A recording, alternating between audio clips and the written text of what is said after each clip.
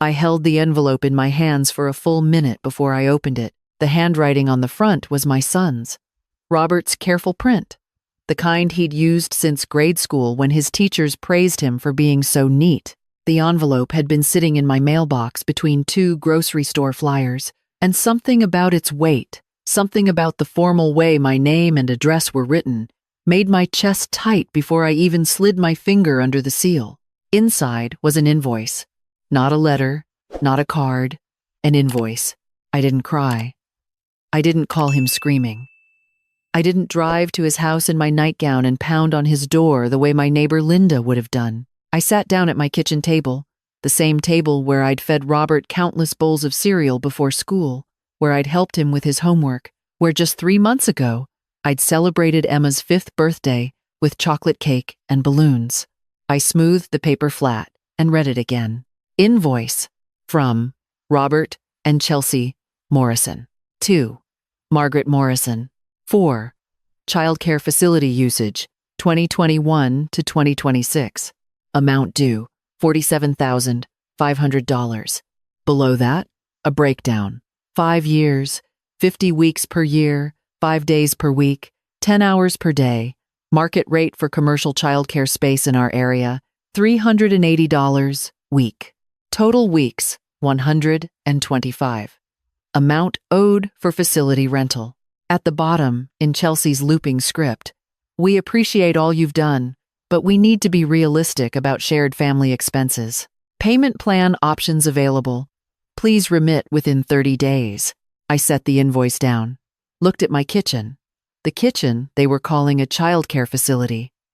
The worn linoleum I'd been meaning to replace for a decade. The same refrigerator I'd had since Robert was in high school, now decorated with Emma's drawings, princesses and rainbows, and a family portrait where I was taller than everyone else because Emma said grandmas were the biggest people in the world. The drawing was held up with a magnet shaped like a ladybug. Emma had picked it out at the dollar store. "For you, Grandma," she'd said, "because you have the best fridge." I touched the edge of the paper. My hands weren't shaking. That surprised me. Let me back up. Let me tell you how we got here. 5 years ago, Chelsea was 7 months pregnant and glowing with that particular smugness of first-time mothers who think they've figured out something nobody else in human history has ever understood. She'd cornered me after Sunday dinner, one hand on her belly, and said, "Margaret, I have a proposition, not Mom." Chelsea had never called me Mom, which was fine. I didn't need the title. But Margaret always sounded so formal in her mouth, like I was her dentist instead of her mother-in-law. "Robert and I have been crunching the numbers," she'd said, pulling out her phone to show me a spreadsheet. A spreadsheet about their baby. And daycare in our area is astronomical. I'm talking $1,500 a month, minimum, for an infant. More once she's mobile. I'd nodded, remembering what childcare had cost when Robert was small. Even accounting for inflation, these numbers made my eyes water. "So we thought you're retired now. You have the time. You've always said you wanted to be involved in your grandchild's life." She smiled. It was a pretty smile. Chelsea was a pretty woman. What if you watched her? Just during the week. We'd drop her off Monday morning, pick her up Friday evening. You'd have your weekends free. Something in my chest had stuttered. 5 days a week, 50 hours. At 61 years old, but I'd looked at her belly, at the life growing inside, my granddaughter. And I'd thought about all those years when Robert was small, and I'd wished for help that never came. His father had worked long hours.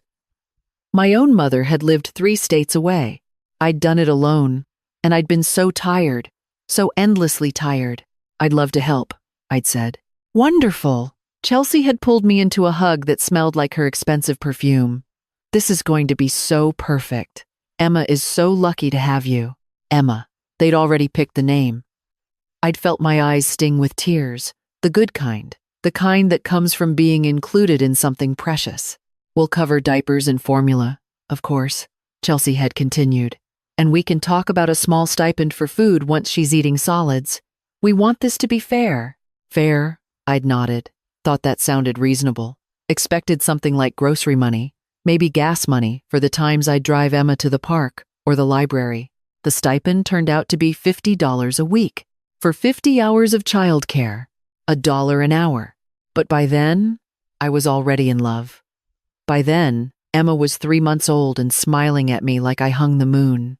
By then, I'd rearranged my entire life around Monday through Friday, 7 a.m. to 5 p.m., and the house felt so empty on weekends that I actually looked forward to Monday mornings. I'd thought I was helping my son. I'd thought I was being a good grandmother. I'd thought, and maybe this was naive, that family helped family, and you didn't keep score. For 4 years, it worked. Or I told myself it worked.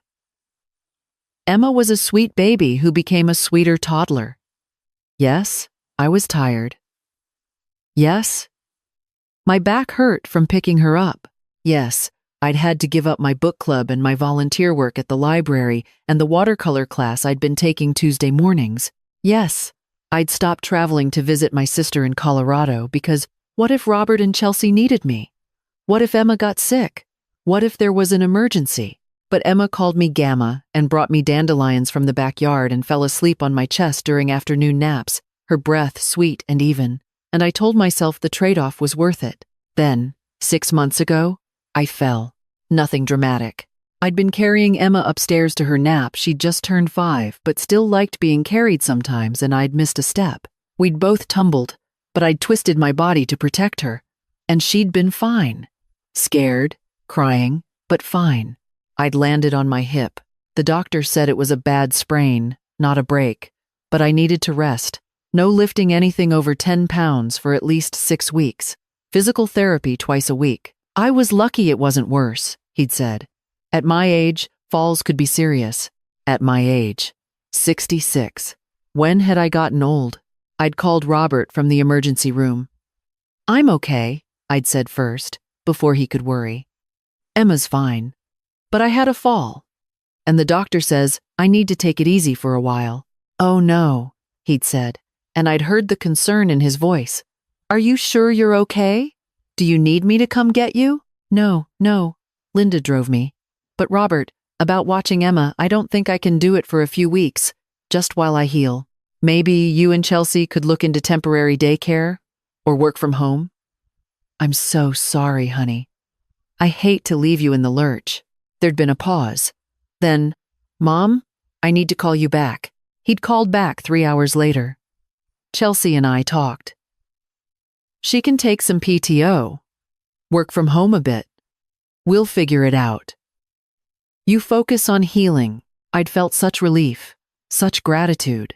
They understood. They were going to step up. That first Monday, my house felt strange without Emma. Too quiet. I'd kept expecting to hear her footsteps, her voice calling Gamma, look, but I'd also slept until 8 a.m. for the first time in years. I'd made myself a real breakfast instead of toast eaten standing up. I'd sat on my porch with coffee and watched the birds. The second week, I'd gone to physical therapy and actually had time to do the exercises they recommended. My hip had started feeling better. The third week, I'd called my sister. I might be able to visit next month, I'd said. If this keeps healing well. Really? Karen had sounded so happy. It's been 2 years, Maggie. I've missed you. 2 years. Had it really been that long? By week 6, the doctor had cleared me. You're healing beautifully, he'd said. But Margaret, you need to be careful. You're not 25 anymore. Maybe think about modifying some of your activities. I'd known what he meant. The lifting, the chasing, the constant up and down. The being on call, 50 hours a week, for a 5-year-old's boundless energy. That evening, I'd called Robert. I'm cleared by the doctor, I'd said. But I wanted to talk to you and Chelsea about going forward. I love watching Emma. You know I do, but I think we need to make some changes. Maybe 3 days a week instead of 5, or shorter days. I'm not as young as I used to be, and I want to make sure I can be there for Emma for a long time, which means taking better care of myself. Can I call you back? That phrase again, that pause. I'd started to recognize it as the sound of Robert and Chelsea conferring, forming a unified front. When he'd called back, Mom, Chelsea and I have been talking. We really appreciate everything you've done, but Emma's starting kindergarten in the fall anyway, So we were thinking maybe we just transition now? She can go to the full-day pre-K program at Chelsea's school. It'll help her adjust, get used to a school routine. I'd felt something crack open in my chest. Relief and grief all mixed together. Oh, I'd said. That makes sense. And honestly, we've been feeling guilty, Robert had continued. We know we've been taking advantage of your generosity. This will be better for everyone. Taking advantage. He'd said it like he'd just realized it. Like the past 5 years hadn't happened exactly the way they'd happened. With me saying yes to everything, putting Emma first, never complaining about the $1 an hour or the way my life had shrunk down to the size of my house. Okay, I'd said, because what else could I say? You can't force people to need you. Emma will miss you, of course, he'd added, but you'll still see her all the time. Weekends, holidays, this just gives you your life back. My life back. As if it had been on loan. We'd said goodbye, and I'd sat with the phone in my hand and felt unmoored. 5 years. 5 years of my life organized around Monday through Friday, 7 to 5. 5 years of loving a little girl who was about to forget me because children that age live in the present. And if you're not in their daily life, you fade. But I'd told myself it was for the best. They were right. Emma needed school. I needed rest. This was natural, normal, the way things were supposed to go. That had been 3 months ago. 3 months of Emma in pre-K, of me learning how to fill my days again, of slowly, carefully rebuilding a life that included Tuesday watercolor classes and book club and planning that trip to Colorado. And now this, an invoice, $47,500, for letting my granddaughter spend 50 hours a week in my home. I read it again. The language was so cold. Childcare facility usage. As if my house were a business. As if the refrigerator covered in Emma's drawings and the toy box in the corner of the living room and the step stool in the bathroom so she could reach the sink were assets I'd rented out. Market rate for commercial childcare space. Commercial. As if I'd been running a daycare. As if every story I'd read and snack I'd made and boo-boo I'd kissed had been a transaction. I thought about the invoice I'd received from my physical therapist. Professional, itemized, fair. This was trying to look like that, trying to use the language of business and fairness. But it wasn't fair. It was something else entirely. I thought about my neighbor Linda, who would have called them immediately, screaming. I thought about my sister Karen, who would have driven here and confronted them in person. I thought about all the women I knew who would have responded with righteous fury. Instead, I did something else. I opened my laptop. It took me a while to find the right template. I'm not great with computers, but eventually I figured out how to create an invoice of my own. Invoice. From Margaret Morrison, licensed family childcare provider. 2. Robert and Chelsea Morrison. 4. Childcare services rendered 2021 to 2026. Amount due $156,000. I'd done the math. 5 years, 50 weeks per year, 50 hours per week. That was 12,500 hours.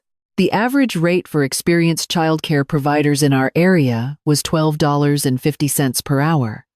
I'd checked. I'd looked it up on 3 different websites to make sure I had it right. 12,500 hours times $12.50 per hour.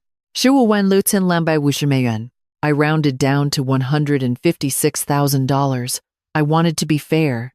Below the total, I added my own breakdown. Childcare services, $156,000. Less. Stipend received $50. Week X, 250 weeks, negative $12,500. Less. Diaper, formula expenses covered, negative $3,500. Additional services provided at no charge. Transportation to park, library, doctor appointments, estimated 2,000 miles at $0. 67 mile IRS rate, $1,340. Meals provided estimated 5,000 meals at $3. Meal, $15,000. Educational materials, toys, books, estimated $2,000. Holiday and birthday gifts, $1,000, $500. Total additional services, $19,840. Net amount due to Margaret Morrison, $160,340. At the bottom, I wrote, I appreciate all you've allowed me to do for Emma. However, if we're being realistic about shared family expenses, we should ensure all services are properly valued. I'm happy to discuss a payment plan. Please remit within 30 days. I used Chelsea's exact words. I wanted them to see themselves reflected back. I printed it, put it in an envelope, addressed it in my neatest handwriting, the way Robert had addressed his to me. I didn't mail it right away. I sat with it for 3 days, looked at it every morning over coffee, asked myself if this was who I wanted to be. Petty, point scoring, fighting math with math. But it wasn't about the money. It had never been about the money. It was about being seen, about all those hours, 12,500 of them being reduced to facility rental, about being invoiced like a landlord instead of thanked like a grandmother. On the 4th day, I mailed it. Robert called 2 days later. I didn't answer. He called again. I let it go to voicemail. Mom, we need to talk. I don't understand what you're doing. Can you please call me back? His voice sounded strained. Good. He showed up at my door that evening. I'd been expecting it. I'd made tea, because that's what you do, even when you're angry, even when your son is standing on your porch looking confused and hurt, like he's the victim. Mom, what is this? He held up my invoice. Is this a joke? Is yours? I countered. That's different. We were trying to be fair about. About what, Robert? About the fact that I gave you 5 years of my life? 50 hours a week? That I rearranged everything, my health, my hobbies, my friendships, my chance to travel and see my sister so that you and Chelsea could save money on childcare? We didn't ask you to give up all that. You asked me to watch Emma 50 hours a week. What did you think that meant? You said you wanted to. You said you loved it. I did love it. I loved Emma. I still love Emma. But Robert, you can love something and still have it cost you. You can give freely and still feel used when someone sends you an invoice calling your home a childcare facility. He flinched. Chelsea thought we talked to our financial advisor. She said that family arrangements should be equitable. That if we were paying market rate for the space, I wasn't charging you rent, Robert. I was loving my granddaughter, but you used your house, your resources. Yes, because she's my family. Because you asked me to help, and I said yes, and I thought that was what families did. They helped each other. They didn't keep spreadsheets and send invoices 5 years later. We're not trying to hurt you. Then what are you trying to do? He didn't have an answer. He stood there. My son, this man I'd raised, and he looked lost. Do you know what the worst part is? I asked. Not the invoice, not even the amount. It's that you looked at 5 years of me caring for your daughter, and the first word that came to mind was facility.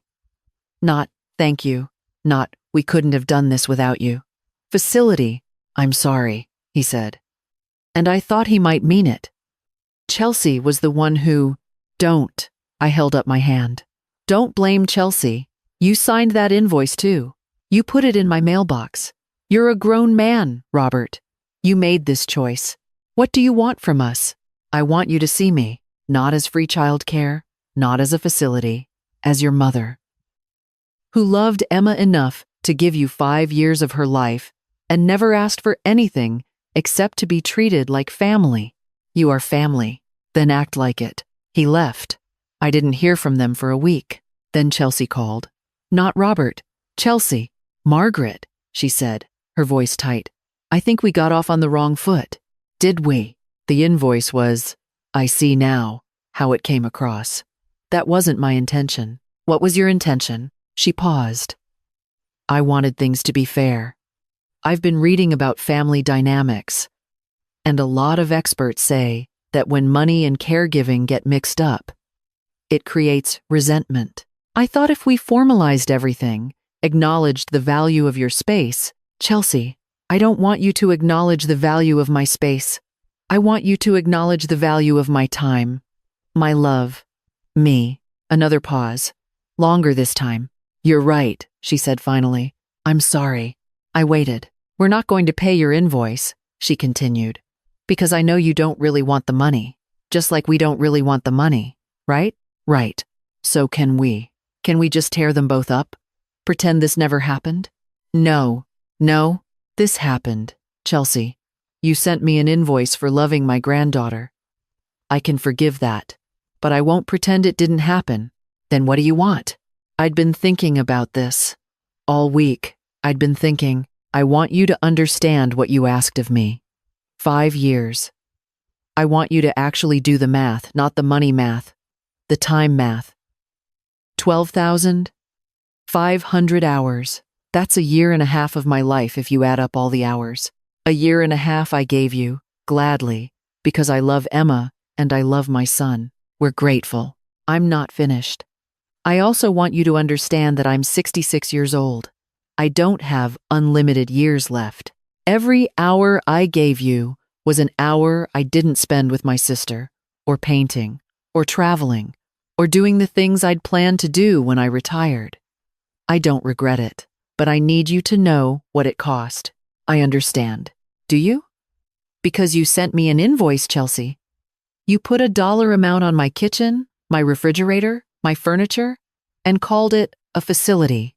And I need you to understand that when you do that, when you reduce love to a transaction, it changes things.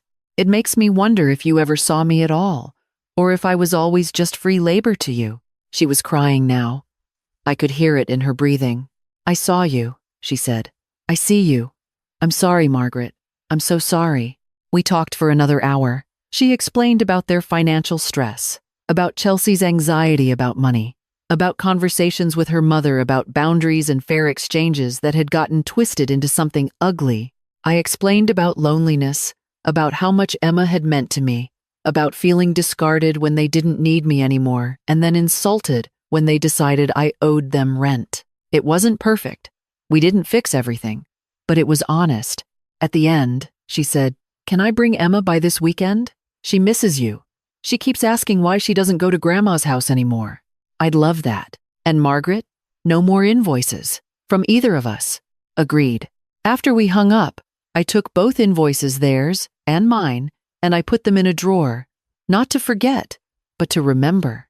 To remember what happens when you start treating family like business. To remember what I'm worth. To remember that love, real love, can't be invoiced.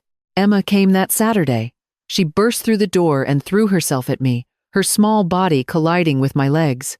"Gamma, I missed you so much." I picked her up carefully, mindful of my hip, and held her close. She smelled like the strawberry shampoo Chelsea used, like sunshine and childhood. "I missed you too, sweetheart. Can we make cookies? We can make whatever you want." Robert and Chelsea stood in my doorway. Robert looked sheepish. Chelsea looked tired but hopeful. "Come in," I said. I made coffee. We sat around my kitchen table. Emma climbed into my lap and chattered about kindergarten, about her new friend Sophia, about the hamster in her classroom whose name was Buttons. Robert and Chelsea listened, and I watched them watch her. And I saw what I'd needed to see, that they loved her too, that they'd been scared and stressed and had made a terrible mistake, but it hadn't come from malice, just from forgetting, for a moment, that some things can't and shouldn't be measured. Before they left, Robert hugged me. "I'm sorry, Mom. Really sorry. I know. I love you. I love you too. And I meant it. Because that's the thing about family. You can send each other invoices and still come back from it. You can hurt each other and still heal. You can reduce love to dollars and then remember, together, that love was never about the money at all." The invoices are still in my drawer. I look at them sometimes, not often, just when I need to remember what I learned, that my time has value, that my love has worth, that I can be generous and still have boundaries, that I can forgive without forgetting, that family is complicated and messy and sometimes people hurt you without meaning to, and you get to decide not whether to be hurt, because you will be, but what to do with that hurt. I chose to use it. I chose to speak up. I chose to send my own invoice not because I wanted money, but because I needed them to see the numbers, to confront the reality of what they'd asked and what I'd given. And it worked. Not perfectly, not magically, But enough. Emma comes over every Saturday now, just for the afternoon. We make cookies and read books, and I teach her to paint watercolors. Terrible watercolors, really. All muddy colors and bleeding edges. But she's proud of them. She brings them home to Chelsea and Robert, and they put them on their refrigerator. I went to Colorado last month, spent 2 weeks with my sister. We hiked slowly, carefully, and laughed, and talked about everything and nothing. She asked about the Invoice situation. I told her the whole story. "You handled that beautifully," she said. "I don't know about beautifully, but I handled it. That's all any of us can do, Maggie. Handle it. Stand up for ourselves. Love people anyway. Love people anyway. That's what I'm doing. I love Emma desperately, completely. I love my son, even when he disappoints me. I'm learning to love Chelsea, to see past the spreadsheets and anxiety to the person underneath who's just trying to do right by her family, even when she gets it wrong.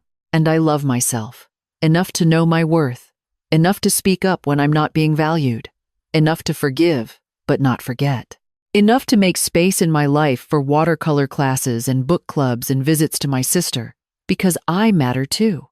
My time matters. My life matters. The invoice in my drawer reminds me of that. Both invoices.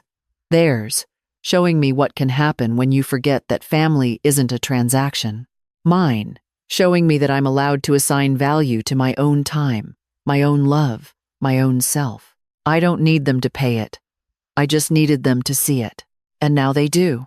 That's worth more than $156,000. Worth more than any amount. It's worth everything.